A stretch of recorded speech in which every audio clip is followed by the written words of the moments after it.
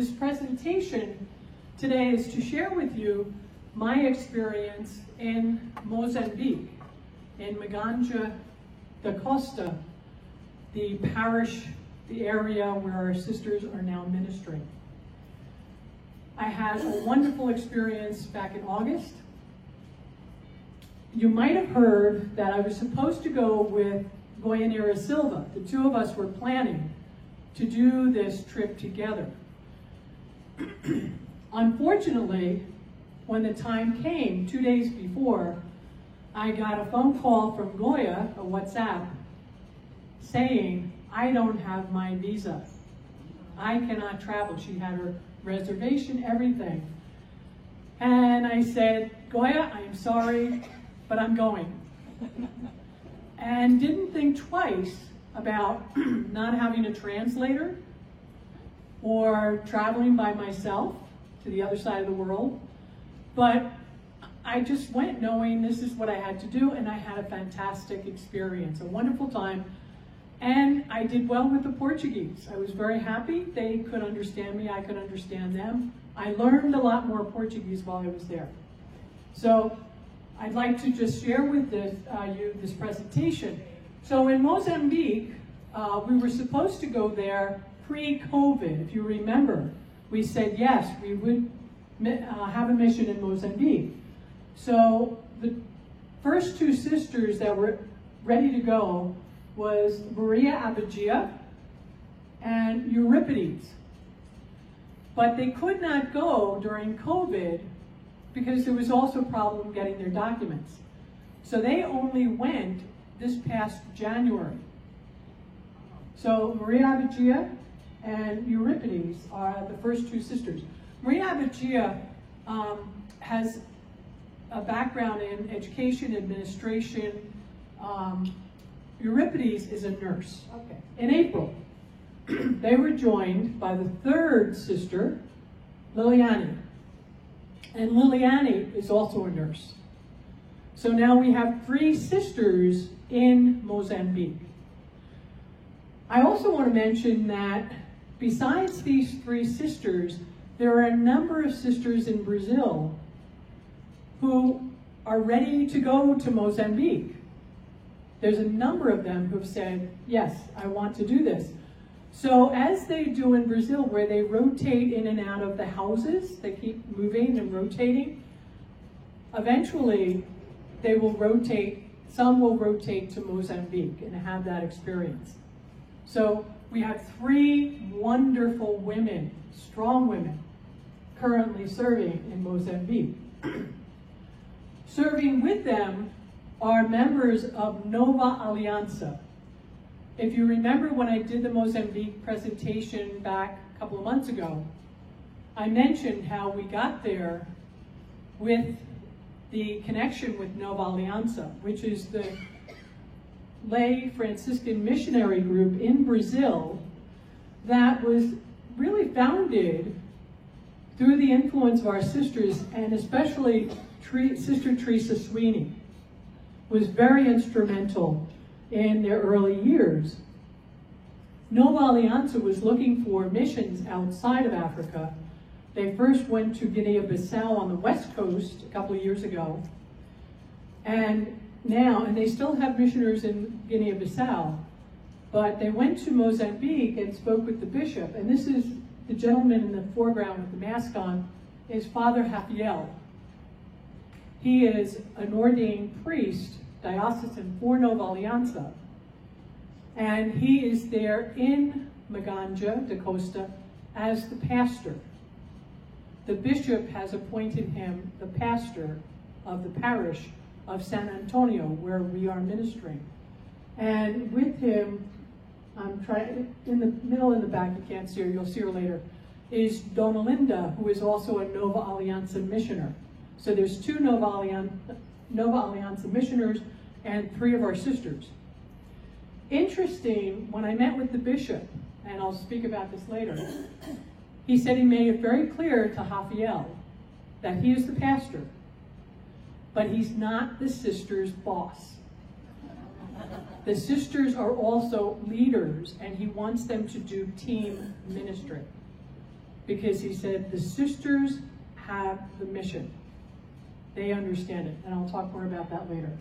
So there are Abijah, Euripides in the back with some of the people in Maganja. So I just want to mention about Mozambique, because that's always a big question. Where is it? So it's in the southern tip of Africa, and pretty large country. It's there in the red. And the trip from JFK in New York, which would be over that way, I first went to this little tip, you can't see it on here, of Saudi Arabia, 14-hour flight. 14-hour flight to get to JFK to Qatar, which is on the Saudi Arabian Peninsula. It's up there in the purple. And then a couple of hours layover, and then from Qatar all the way down to Maputo, which is in the capital at the southern tip of Mozambique. Overnight in Maputo, and then a 2-hour flight back north to Quelimane. So a lot of travel, but it was good. Now, you can see this is a little clearer. Here is the capital, the southern tip. This is Maputo down here, the capital of Mozambique. And that's where I had to take the 2-hour flight up to Quelimane. Quelimane is the major city, and then from there, it was about an 1.5 to 2-hour drive out to Maganja. So quite extensive travel. But beautiful country. I just want to mention, as far as the religions, the various religions in Mozambique. Of course, the largest group is Christians.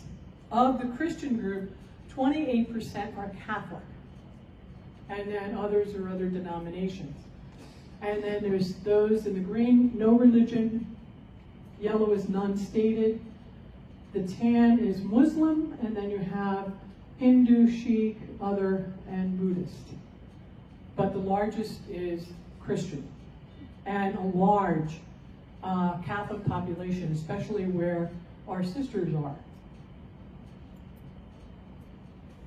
And here, just rather than the graph, 28.4% is Roman Catholic, 27.7% is Protestant, and then it breaks down to the different groups. 15% are Muslim, and then the smaller groups.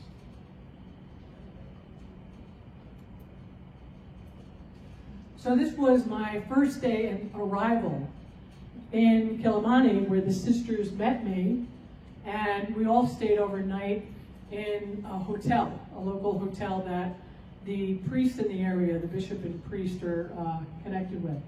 But it was just so wonderful after almost 36 hours of travel to be with our sisters. And it was just a really joyful reunion. And I didn't think I looked too bad after 36 hours of travel, so I was still walking and talking.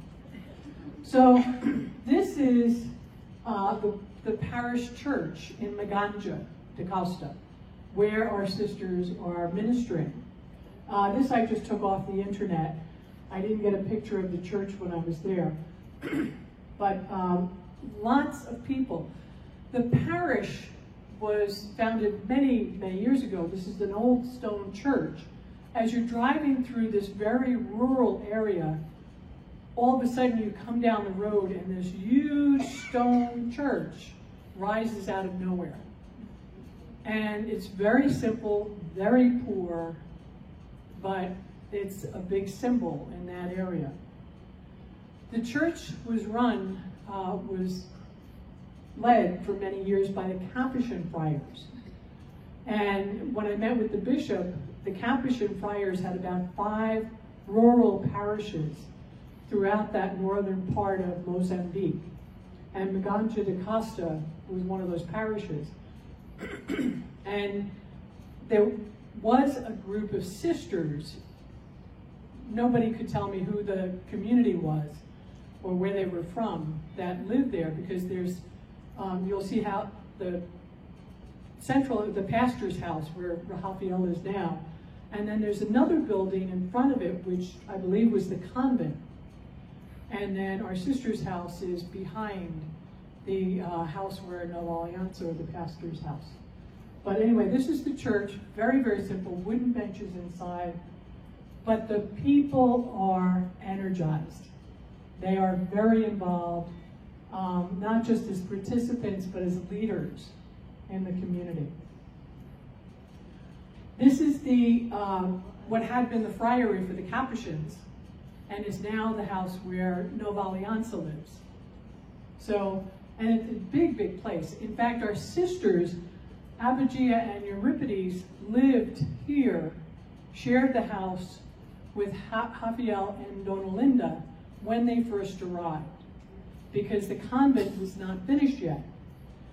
And the bishop, when I met with him, kept telling them, get the convent finished. The sisters need their own home. So they really went to work and finished our house. And it is beautiful. But it's a big, big complex, as you can see from the buildings.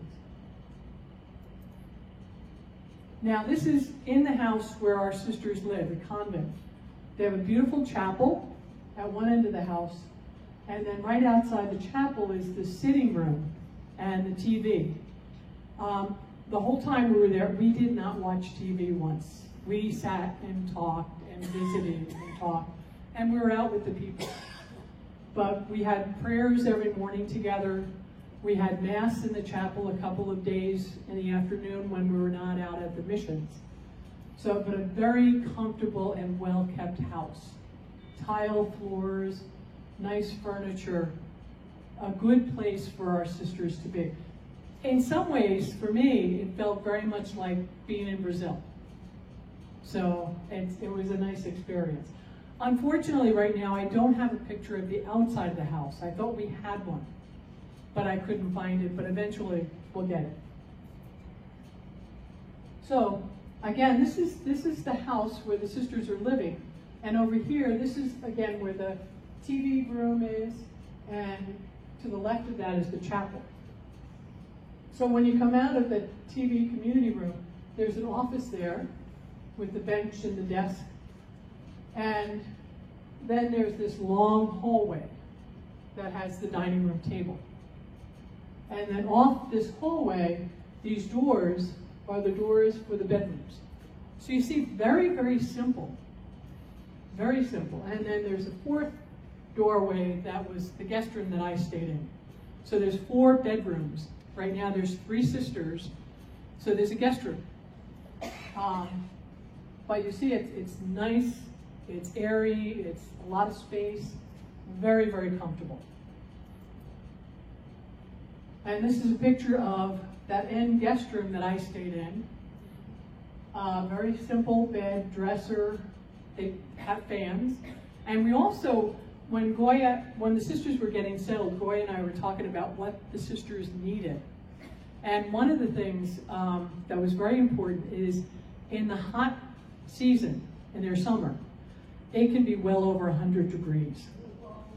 So we made sure that the sisters had an air conditioner in their room, because if they don't sleep, they can't work. So we did, as a congregation, we paid for a lot of the utilities or the things that they need to make sure that they were okay. But again, a very comfortable space. And the other thing, the 4 bedrooms are situated in such a way, side by side by side, that 2 bedrooms share a bathroom. So, 2 people, you don't have 1 bathroom or shower. There's 2 share 1 bath, which was nice. And then at the other end of the house, behind the kitchen, there's another bathroom, shower. So a lot of good planning. So here are the sisters at work. Monday was kind of like a homey day. And I think it was because I had just arrived and they were making sure I was resting. But you'd see Euripides is in the kitchen.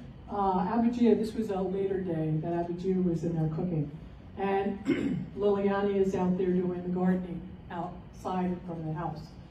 On that Monday, Abhijit and I were out, and we were basically just picking up papers and cups and things that were discarded.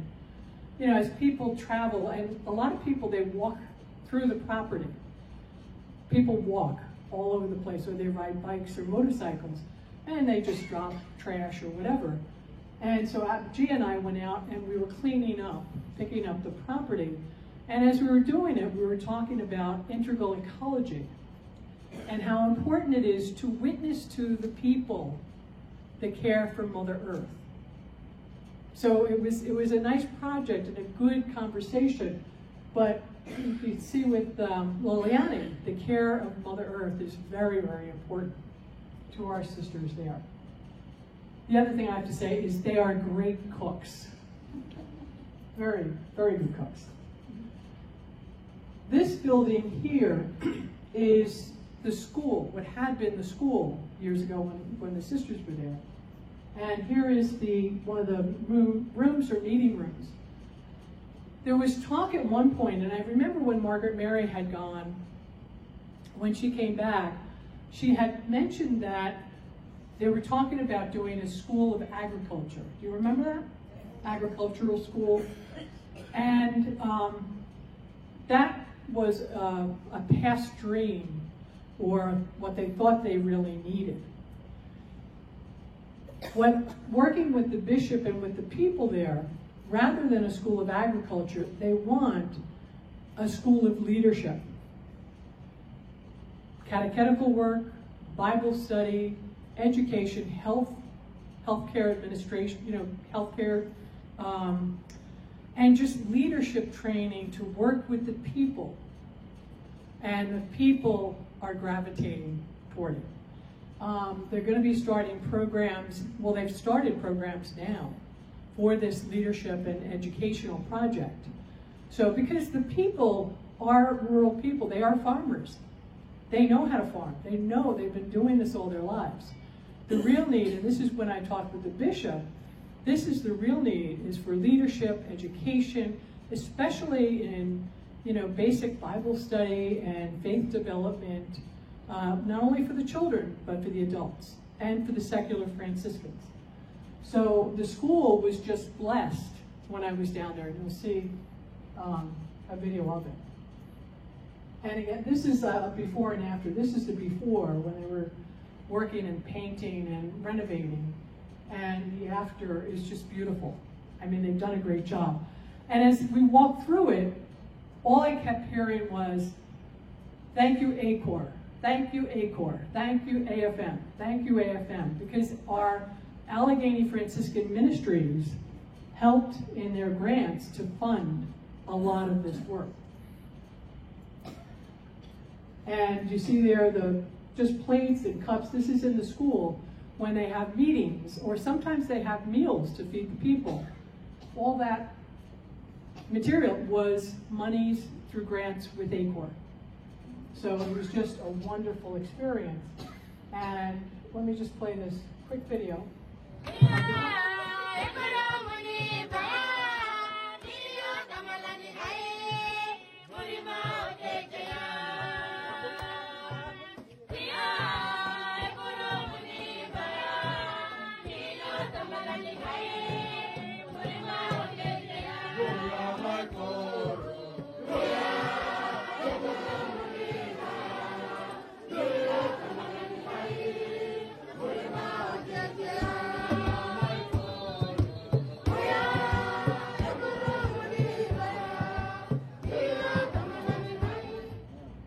I mean, that music you hear, the drums and everything, that's very typical of the experience of their celebrations, their masses. This next slide is of the local hospital in Maganja de Costa, the district hospital. And this is where Liliani works 2 days a week.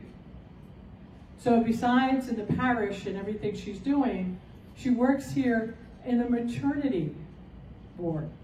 She loves it. Anytime she sees a baby, her face lights up. She's got the baby in her arms. But we visited there because again, there's a presence and ministry that's being done. And the people there know of our sisters, not just in the parish, but at the hospital. And as we walk through, they know the Allegheny Franciscan, Irmas de Allegheny, they're here. So it's just wonderful to see the connections. Remember, Liliani only went in April. Only in April. She's already well connected. She's also the spiritual advisor for the Secular Franciscans, which is a large group, besides doing health and education classes and you name it. You see the bicycles all over the place. Motorcycles, bicycles. But Liliani bikes from the house to the center of town to minister with the people at the hospital. So it's a good thing she's young. This was another day that Euripides and Liliani and I went out shopping to the market for food. So it's all fresh vegetables. This is the center of the town. And people just come in with their produce. You see how they're lined up along the street. You just walk by and you check out the goods that people have. And it was hot, very hot. You see the umbrellas. But everything is fresh. There's no chemicals. They don't use any chemicals in their growing food. And then inside there's an indoor section, that building there, which is like a fish market, and then they have other things in there that you can buy: shoes, clothing, different things. And this is another store that's in downtown, and it's called, these are campanellas. Campanella is the skirt that the Mozambican women wear, and beautiful fabrics, very colorful, very bright, and they just wrap them around them. Okay, well, campanella, campanella. Well, you see all the bright, beautiful colors. And I was told it's a symbol of the Mozambican woman, the beauty, the color, the vibrancy. This is a beach resort down at one end of the town, and it was just wonderful. We took a ride down there one evening to see the people and the young people out swimming on this hot, hot day. And what the town has done is they've constructed a couple of cabins and a house, like a picnic area where people can go picnic during the day. There's restrooms. So it's not as primitive as we might think. And they have a few of these, 3 houses that if a family wants to rent them, they've got a little kitchen, sleeping area, living room, really beautiful. So they're really trying to work on building the local economy. Another picture of this area, they're very close to the Indian Ocean. And this is one of the lake areas that is fed from the ocean. And you see the small boats out there for the fishermen. A lot of fresh fish. So the beauty of the area is just wonderful. This is inside the Church of St. Anthony, and this was the Legion of Mary Mass. This was the first Mass we attended. The Mass was 4.5 hours long. Masses can be anywhere from 2 to 4.5 hours long because they're dancing, they're singing, and most of the Masses are in 2 languages. Portuguese, which is the national language, but it's Portuguese from Portugal. So a little bit different, but no problem understanding. It's just the pronunciation and some words. The other language that's used is called Shwabo. Shwabo is the indigenous people's language, the Africana. And most of the people in the area of Mozambique, where we are, Maganja, are from the Bantu tribe, Africana, Bantus. And they speak Shwabo.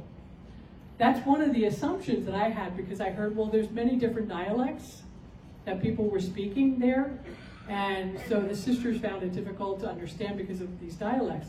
Well, again, you go with these assumptions, but I tried to do a lot of listening and learning, be open, and realize Portuguese, there was no problem. Even I could understand, in some cases, they're Portuguese. And it's the Schwabo that is difficult because it sounds totally different. So at times, some of the priests who speak Schwabo and the bishop, they would be our translators for Schwabo. But you see, Liliane, Euripides, they're in with the people. And when they walk into church, they just don't go and sit down. They're greeting everybody. The people are coming over to them. The women there, you see with the blue headdress, the bandana, and the blue skirt are all Legion of Mary. So Legion of Mary members wear blue with the white blouses. Okay? So identity is a big, big thing. But 4.5 hours for the liturgy. But it was wonderful. This was another mass at one of the rural areas. This was Santa Isabel, and it's one of the chapels. Now, we traveled about an hour from San Antonio, the main parish, an hour out to go to Mass here with the people in Santa Isabel. So the sisters go out, and that's really, a number of the missions in Brazil, they do the same thing. I know when we were in Aracacema and visiting, we were at the main church, convent, priory, and we had to go out to the missions to be with the people. When we drove up, Liliane was driving, and all of a sudden she stops the car in the middle of the road. There's all these crowds of people, and I said, okay, what's the matter? And she said, get out, get out. So I get out, and the 4 men are carrying this canopy. Remember like the 40 hours devotion? Well, they do this for 40 hours, but they do it when the bishop comes or any honored guest. So I was ushered in under this canopy. I was glad Euripides was with me. But people are chanting and singing and clapping to welcome me as their honored guest for this liturgy. It was just mind-blowing. It was breathtaking to see what they go through. This was the crowd at Santa Isabel. We were under this thatched roof, hut, all open, just crowds of people for the celebration. And everybody in white in the front are all the servers, acolytes, Eucharistic ministers. And I point that out because it's men and women, young people and men and women. They say it's a very patriarchal, macho culture. And that's what we're working on, is to raise up the women. So they're doing that already.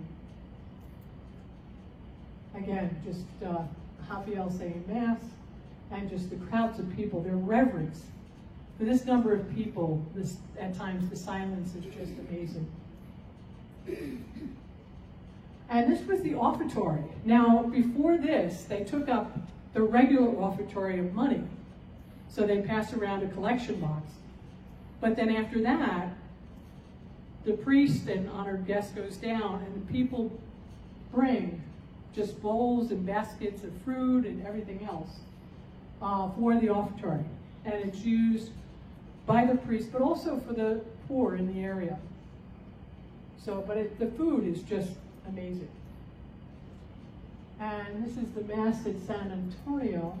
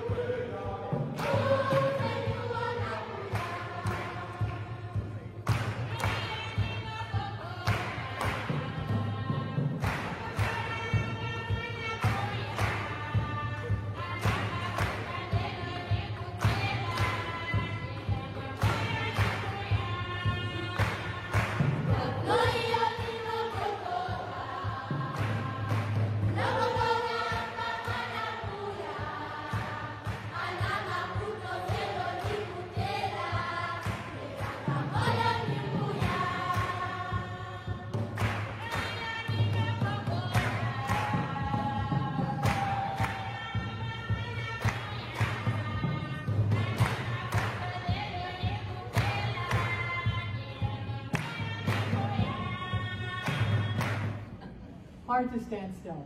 Oh, then this group, this is a group of the young people, young children who come for religion classes, catechetical classes.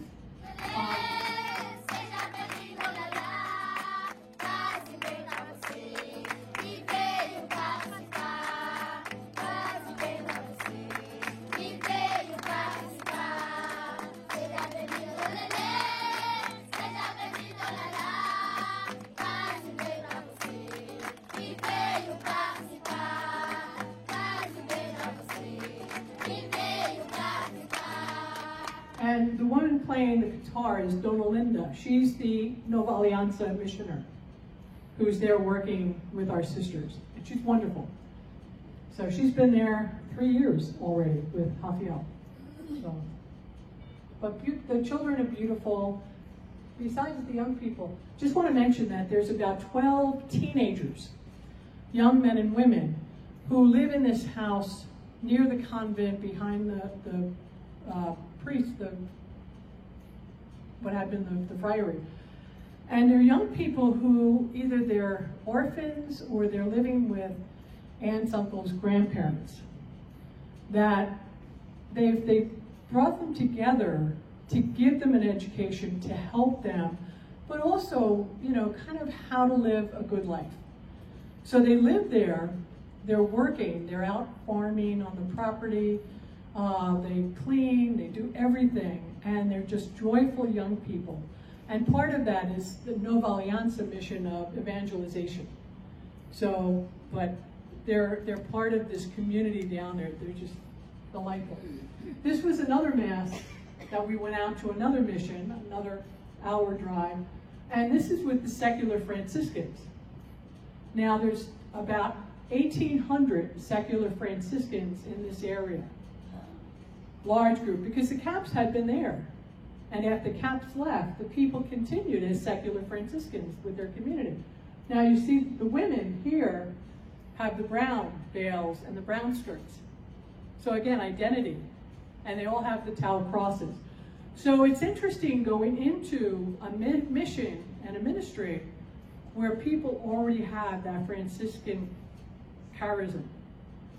But as the bishop said, they need the education, they need the spirituality, they need, so that's what Liliani was doing a teaching before the Mass even began. And this Mass was about 2 hours long. But again, just beautiful. These are the different ministers of the local fraternity just in this rural area. So it gives you a sense of how many ministers they need for the parish. So, but they're just wonderful people. And this second gal here, Virginia, she is the minister of all the secular Franciscans in the area. She's like their elder, their wisdom figure for them.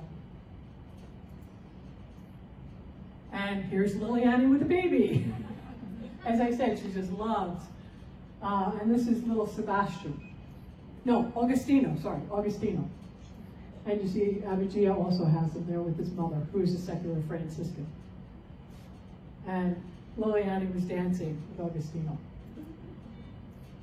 And after the Mass, people don't leave, even though it's been 2 hours. They bring their lunch, they bring their food, and they gather because they're walking and riding bikes from different rural areas. So they spend the day greeting, being with each other, enjoying each other's company, having their secular meetings, and they had a luncheon for all of us as their honored guests. And the gentleman at the bottom picture over here with Abigia is Father Aguinaldo. Aguinaldo is a diocesan priest who lives in the parish of Maganja de Costa. So, and he's native Mozambique, speaks Portuguese and Schwabo. Really great guy. I really enjoyed getting to know him. Besides Nova Alianza and our sisters, there are 2 diocesan priests and 2 seminarians that live in the parish. So Father Mobile, Aguinaldo, and 2 seminarians. And I'll just touch on that later. This is this gentleman and this woman are the brother and sister of Euripides. They came to be with us, to be with Euripides during the week. So it's like family. There's always room for more. So they had set up mattresses on the floor, and we were just all together.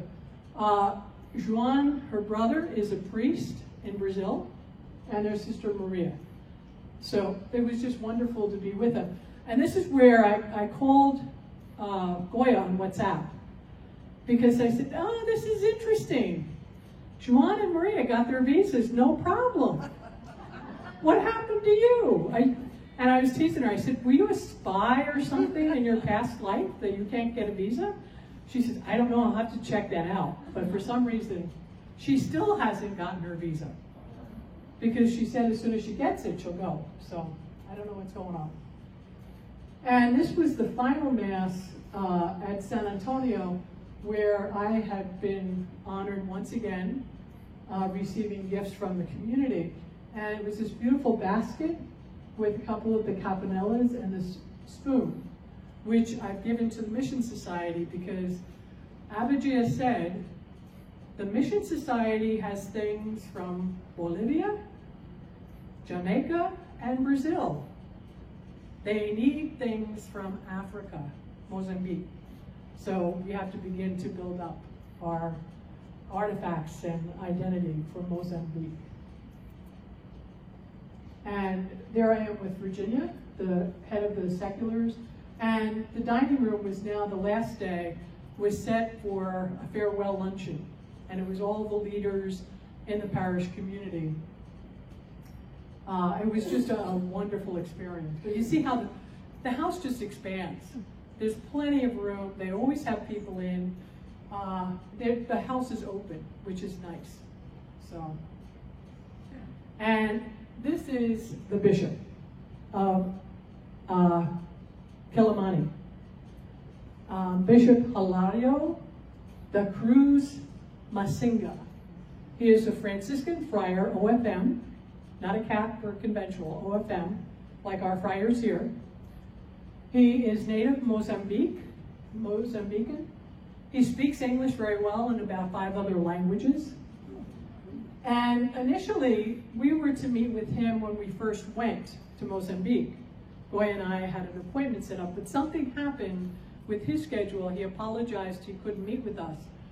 So he said, go on to Maganja, which was better for me, because I could experience the community and be with the sisters and experience it, and then come back and meet with him and share my experience and also questions that I had, you know, just to kind of run it by him. We had a great visit. I mean, it was just very relaxed. He's a brother. He loves our congregation, not just our sisters in Brazil or the sisters in Maganja. He wanted to make that very clear. The Franciscan Sisters of Allegheny are very important to him. We are all his sisters. And we need to hear that clearly, okay? He's just very open. When he's the one who went from Mozambique to Brazil to visit Nova Aliança leadership, but he also went to Maya Admiralve to meet with our sisters before he invited them. He said to me, Nova Aliança members are very good people. They need to learn mission. They know evangelization, they welcome people, celebrations, sacraments. They don't know mission.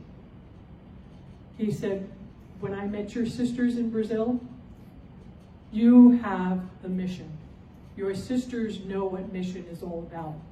And really, this is what we've been living all our lives, is mission, service, ministry to others, gospel. And he and I just had this one wonderful conversation about, this is our life and mission together. It's not something we do, it's who we are. And he said that's what he experienced in our sisters, and we have to remember that. So that's why he has our sisters there to teach Nova Aliança and the 2 diocesan priests. Because when I visited with the bishop, I said, okay, I understand Nova Alianza and our sisters working together. What are the two diocesan priests doing there? It just seemed a strange setup. And he looked at me and says, they're there to learn mission. He said the diocesan priest, when he came to the diocese about 10 years ago, very good men, very holy men, available to the people, they do administration and they do maintenance. They don't do mission. They don't know how to do mission. That's why we need the Franciscan Sisters of Allegheny. I was choked up. I mean, it's like, wow, to hear someone who recognizes that in us. And sometimes we don't recognize it in ourselves, do we? You know? We have been doing mission for a long time. Exactly what I heard at Holy Cross in the Bronx. Our sisters' mission and presence. And Hilario sees it and lives it. And in fact, he said he needs to work with the Capuchins who are there because they left the rural missions to go to the cities. And they need to be out doing mission with the people, not in the cities. So this is part of his hope for his diocese and the people of Mozambique, is that these communities are built up for mission, to get the people involved, that the people are learning and doing mission too. So it's just wonderful. And I asked him if I could take this picture with him, and he was very, very nice. But before I left, he says, no, I have to give you my official picture for your office. So I have this hanging up when you come upstairs. You'll see it right as you walk in the door. Because I said to him, anytime you are in the United States, and if you have the opportunity, you have an open invitation to Allegheny, to our mother house, or any of our houses. You're always welcome. So it's just that we're brothers and sisters together. I just wanted to share with you the last day after we met, after I met with the bishop. He invited Abigia and Liliani and I into lunch with the priests who work in the diocesan office with him, all diocesans, and himself. He's the only friar there. His secretary, No Weiss, young diocesan priest, he's a brother to our sisters. And so are these other priests. They're learning to be brothers. And they're learning from this bishop because he sat there at the end of the luncheon, very delightful luncheon. And he said, you know, imparting just, you know, our gratitude for the congregational minister of the Franciscan Sisters of Allegheny. To travel so far, to be with us is an honor. To be with her daughters is an honor. But since the congregational minister has daughters here in Mozambique, and her daughters work with us here, you now have sons and daughters in Mozambique. It was the way he spoke was such an honor, but it was relational. It's about the relationship, which is our Franciscan spirituality. So I felt extremely comfortable with Hilario. He's a brother to us, and it's an honor that he has invited us to be, and he's excited that we have other sisters who are interested there. In talking with him, and we talked when we were down in Brazil with the leadership in Brazil, there is a policy that no vocations can be accepted until 5 years. So nobody entering from Mozambique for 5 years. And the bishop and I had a conversation about this. And I said, I perfectly understand. He said, but wait, Margaret, wait. Vocation work needs to start now. They can be encouraged, he said, because I don't want to lose the young people. So then we talked about when we met with the Brazil leadership, the sisters in Brazil. They made it very clear that if women are interested, we need formation in Mozambique, not to take them away. And Hilario said, that's what I like about Allegheny Franciscans. He says, I have other congregations. They come to Mozambique to fish. Fish, take them away. He says, I don't hear that from your congregation. You're not here to fish. You're here to build up the faith and vocations in any way that happens. And I said, well, it's true, because, you know, we need to be in the culture. He said, but in reality, if women do enter, they also need to know all the Allegheny Franciscans, not just, they're not Allegheny Franciscans in Mozambique. They need to go to Brazil at some point to study or whatever, and the United States, because we're one congregation. So he's got a very interesting vision. And we made no promises. We're not saying, okay, we're going to start accepting. But it's just the conversation that's so important. And his seeing that there might be a future for these young people, these women. So again, we haven't made a commitment. We are talking about if there is vocations that will happen in Mozambique and the Brazil leadership. We talked about that, but that's a long way off. You know, we're not going to hang our hopes on that. But still, the bishop sees that as a great potential.